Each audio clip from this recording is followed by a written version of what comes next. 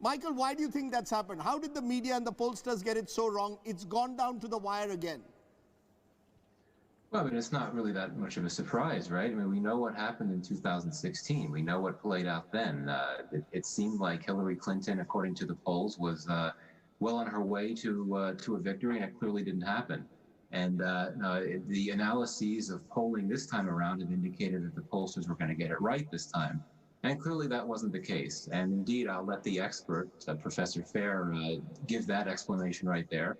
But clearly, you have to look at very simple issues, like perhaps, people being silent supporters of President Trump and not necessarily wanting to indicate that in surveys and in polling. I think that's an important thing to put out there. I mean, I wouldn't necessarily call it a silent majority, but a silent constituency that may not want to be very public about how they actually like President Trump. And I think that could be a pretty key factor right there.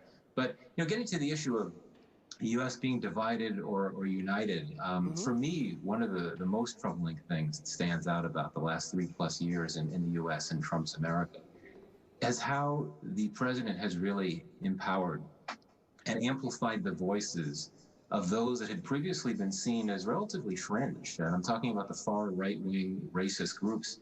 They become elevated essentially to the mainstream.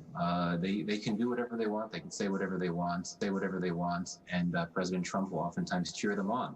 Now, at the same time, this has also led to an amplification of far left voices as well. And I'm certainly not drawing equivalency between the two. Itself, I think, has accentuated the divides that have been present within the United States for quite some time. But certainly in the Trump era, these divides have been exacerbated to a large degree. Before I come to my Indian guest so that we can get the Indian perspective, I just want to go back to you, Christine, to just understand what happens next. Do you believe, therefore, we will now be in for a prolonged period of uncertainty in the United States, even if one of the two reaches 270? Okay, yeah, absolutely. Because what is going to happen is exactly what Trump has said he's going to do.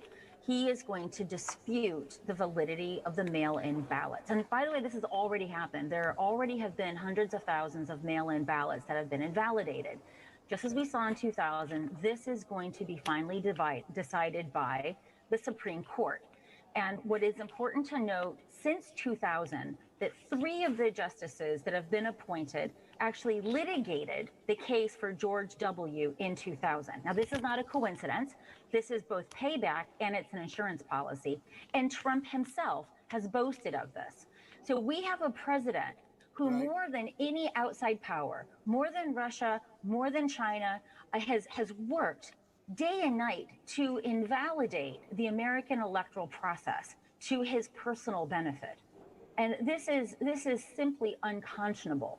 But having said this, what the Republican efforts to rig this race, and by the way, gerrymandering and voter suppression, in many states, like where I live, it's completely legal to do these things. So we do have legal processes to rig races in favor of one party over and over.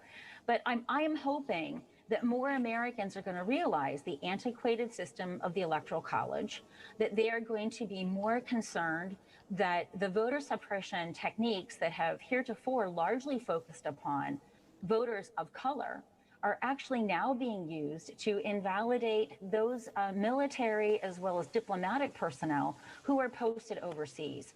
So I have been predicting for some time that this is going to go to the Supreme Court. Okay. That there's actually going to be several states where the races are very close, and the contention is going to be mail-in ballots are the new Chad. Okay, mail-in ballots are the new Chad. Christine Fair, Michael Kugelman, thanks very much for joining us.